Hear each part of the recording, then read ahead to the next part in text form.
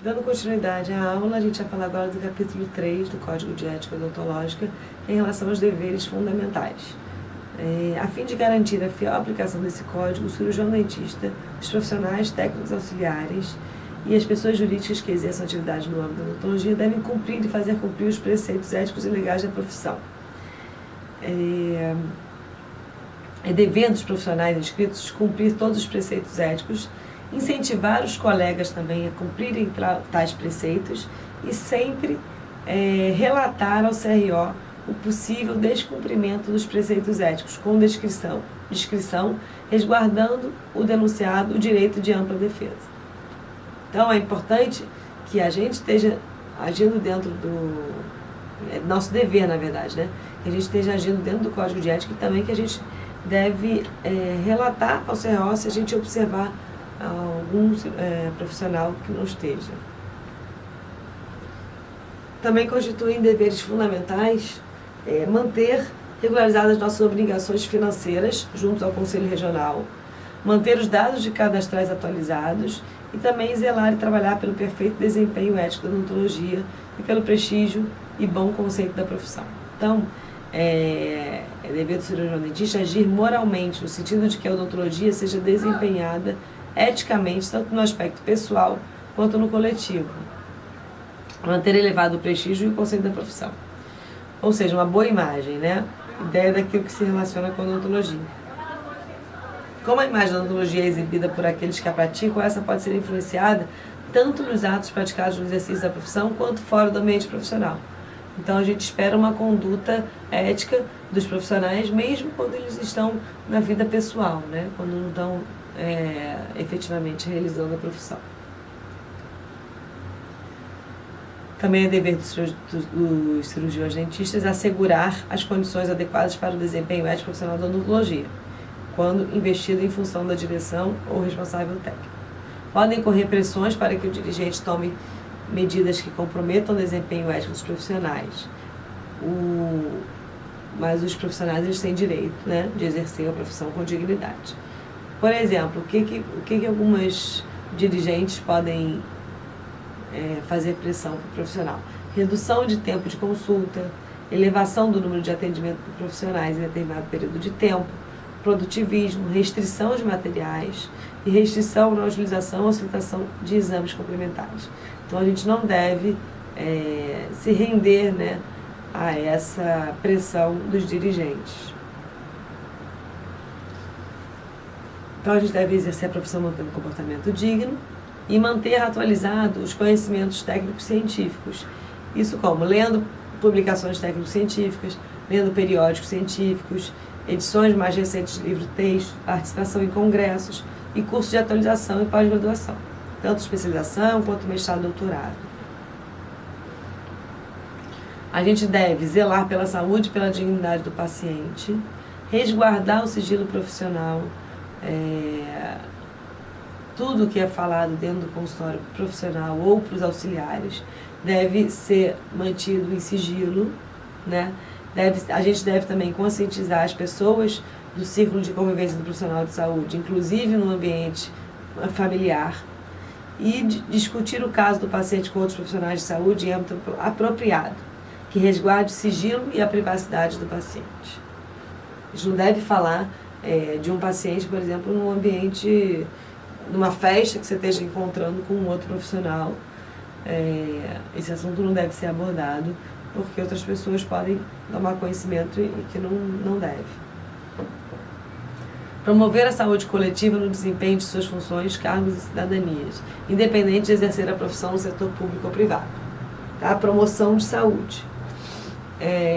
Elaborar e manter atualizados os prontuários, tá? De forma sempre legível, conservar esses prontuários, manter eles em segurança para que ninguém tenha acesso, e tem modelos desses prontuários no site do CFO e do CRO. Então é importante, o que na ficha clínica é importante ter? Primeiro, identificação do profissional, identificação do paciente, anamnese, o exame clínico, o plano de tratamento e a evolução e intercorrências do tratamento. O prontuário, ele agrega, além da ficha clínica, as receitas, os atestados, os modelos de gesso e as radiografias. Outros deveres do cirurgião dentista é apontar falhas no regulamento e nas normas das instituições em que trabalha, quando é julgar indignas para o exercício da profissão ou prejudiciais ao paciente, devendo dirigir-se, nesses casos, aos órgãos competentes. O CD ele não deve ser conivente, ele deve sempre relatar, né, quando ele observar falhas. Propugnar pela harmonia da classe e abster-se da prática de atos que impliquem mercantilização da odontologia ou sua má conceituação. Então, quando a gente fala no mercantilismo, né, quando a gente faz subordinação de tudo ao comércio ou ao interesse, ocorrendo o predomínio do proveito próprio do profissional. O profissional deve assumir responsabilidade pelos atos praticados, ainda que esses tenham sido solicitados ou consentidos pelo paciente ou pelo responsável legal. Então, os atos profissionais eles devem ser executados observando o bom senso e a resolutividade com perícia, prudência e atenção, de acordo com o estágio atual da ciência. O paciente deve consentir entre as possibilidades de tratamento que lhes são apresentadas. Então, a gente tem aqui 3 formas em que o profissional não deve atuar, né? A imperícia, a imprudência e a negligência. A imperícia é normalmente quando acontece a falta de técnica. O profissional, o profissional não tem a técnica necessária para a realização de certa atividade, então falta habilidade. Quando a gente caracteriza imperícia, é falta de cautela, falta de cuidado. Mais do que falta de atenção, a imprevidência acerca do mal, que se deveria prever, porém o profissional não previu. E negligência é o descuido, a desatenção, o desleixo, quando em realizar determinado paciente com as precauções necessárias. Então, é quando o profissional não teve o cuidado. O profissional deve resguardar sempre a privacidade do paciente, né? Então, a privacidade, o que a gente pode incluir na privacidade? Primeiro, os segredos das informações relativas ao paciente. Entender os valores dos pacientes e respeitar fisicamente o paciente, né? Sem contato físico muito próximo. Não manter vínculo com entidade, empresa ou outros desígnios que os caracterizem como empregado, credenciado ou cooperado, quando as mesmas se encontrarem em situação ilegal, irregular ou indônia. Então, se você observa falhas de biossegurança, utilização de materiais vencidos, limites para a escolha dos meios a serem postos em prática para o estabelecimento dos diagnósticos e para a execução do tratamento. Então, o profissional não deve atuar em locais em que isso esteja ocorrendo. Deve comunicar aos conselhos regionais sobre atividades que caracterizem exercício ilegal. Então, exercício ilegal é quando não tem registro, inscrição no CFO e no CRO. Os requisitos para que se tenha um registro no CFO e inscrição no CRO, o profissional deve ser diplomado num curso de odontologia reconhecido pelo Ministério da Educação, ou diplomado em alguma escola estrangeira, mas que o diploma tenha sido revalidado no Brasil, ou ter colado grau a menos de 2 anos da data do pedido, desde que esteja possuidor da declaração da instituição de ensino, firmada por autoridades competentes e da qual conste expressamente, por extenso, o nome, a nacionalidade, a data e local de nascimento, número da cédula de identidade e a data da colação de grau. Os profissionais técnicos e auxiliares também necessitam contemplar requisitos para obter o registro de inscrição no CRO e CFO. Então, o exercício legal também pode ocorrer para essas categorias. O profissional deve encaminhar o material ao laboratório de prótese dentária devidamente acompanhado de ficha específica e assinada e registrar os procedimentos técnicos laboratoriais efetuados, mantendo-os em arquivo próprio, quando técnico em prótese dentária. Então, tanto o profissional que envia para o técnico quanto o técnico em prótese dentária, ele deve ter tudo arquivado. Capítulo 4 são das auditorias e perícias odontológicas. Primeiro a gente tem que observar qual é a diferença entre perito e auditor, né?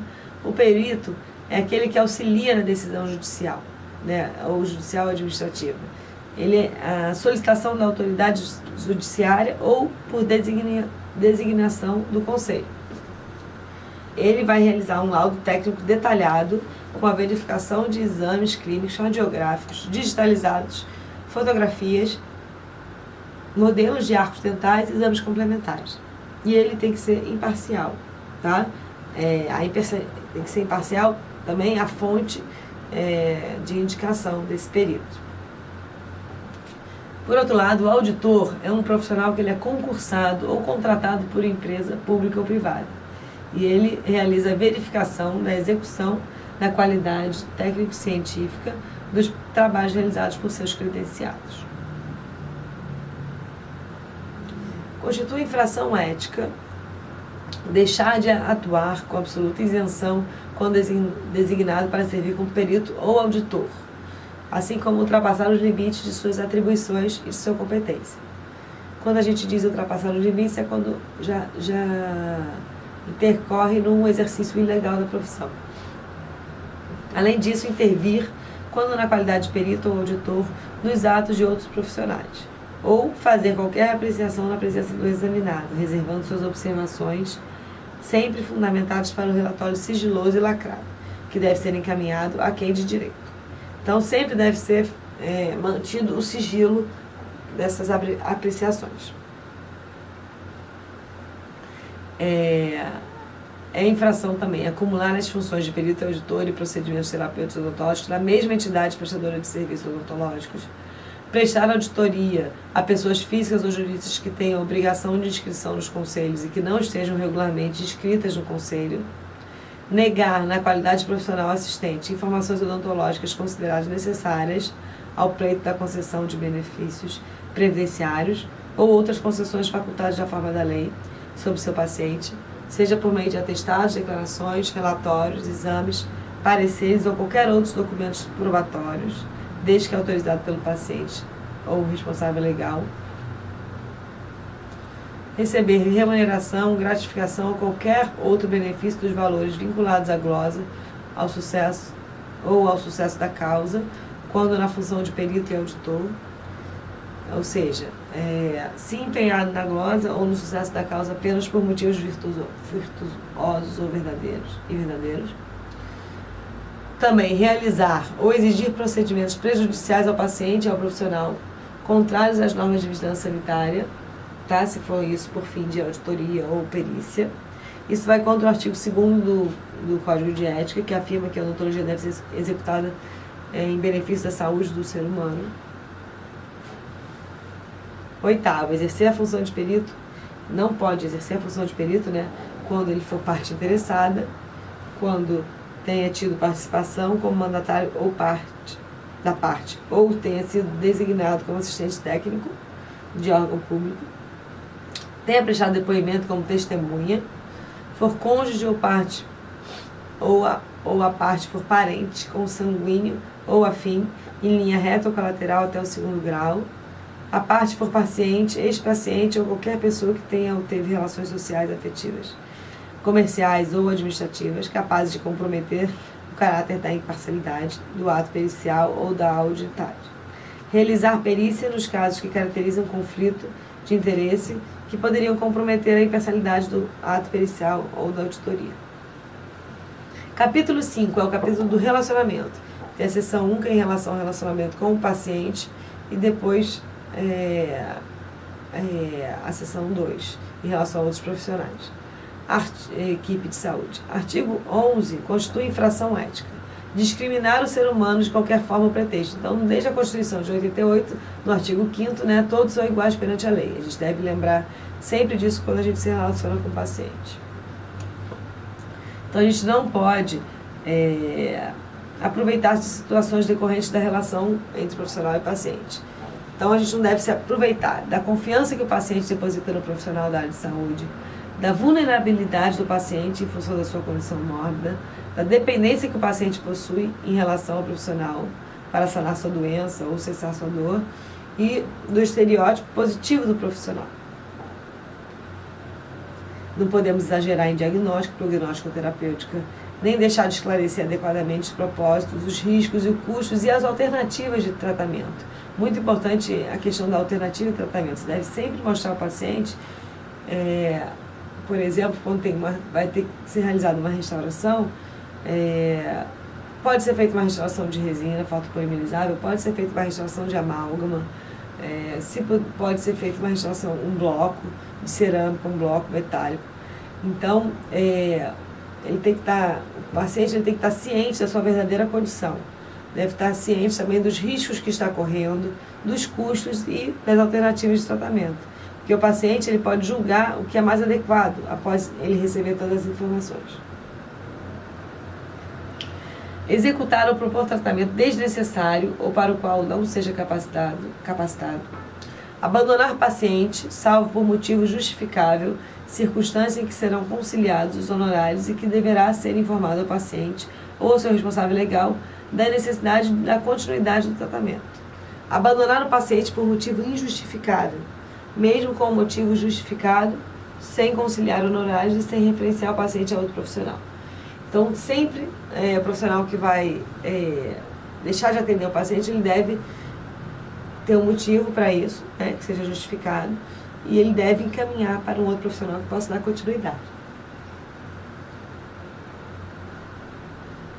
Comunicar sua decisão previamente por escrito ao paciente ou ao responsável legal e fornecer tudo que é necessário para a continuidade do tratamento.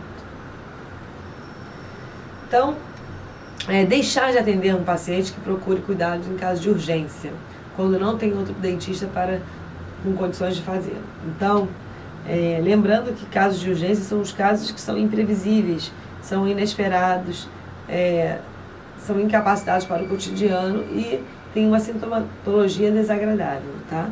O termo, quando a gente fala de emergência, aí já refere-se a casos em que envolva o risco de morte, uma situação que não é frequente na área odontológica. Desrespeitar ou permitir que seja desrespeitado o paciente. Adotar novas técnicas ou materiais que não tenham efetiva comprovação científica. Iniciar qualquer procedimento ou tratamento odontológico sem consentimento prévio do paciente ou de seu responsável legal, exceto em casos de urgência ou emergência. Então, a gente deve tentar obter o consentimento prévio, mesmo nos casos de urgência. Mas, quando a gente não tem, a gente tem que poder justificar por que não foi possível ter o consentimento prévio. Delegar a profissionais técnicos auxiliares atribuições que são do cirurgião dentista. Opor-se a prestar esclarecimento e fornecer relatórios sobre diagnósticos e terapêuticas quando solicitado pelo paciente ou por representante legal. Executar procedimentos como técnico em prótese dentária ou técnico de saúde bucal auxiliar e auxiliar de prótese dentária, além do que está discriminado na lei, e propor ou executar tratamento fora do âmbito da odontologia.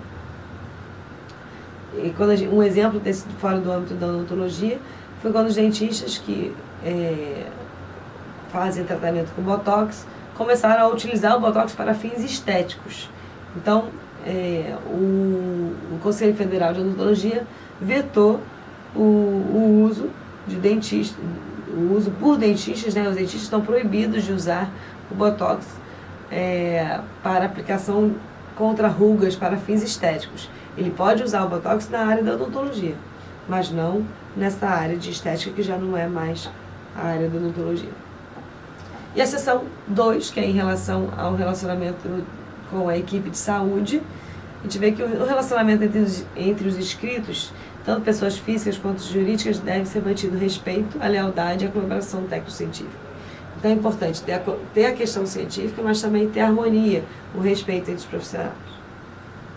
Constitui-se infração ética agenciar, aliciar ou desviar paciente de um colega, né, tanto de instituição pública ou privada, assumir emprego ou função sucedendo o profissional demitido ou afastado em represália por atitude de defesa do movimento legítimo ou da categoria ou da aplicação desse código, praticar ou permitir que se permite concorrência desleal, ser conivente com em erros técnicos ou infrações éticas, negar injustificadamente colaboração técnica de emergência ou serviços profissionais a colega, criticar erro técnico-científico de colega ausente, salvo por meio de representação do Conselho Regional. Explorar colega nas relações de emprego quando compartilhar horários, né? Descumprir e desrespeitar a legislação pertinente.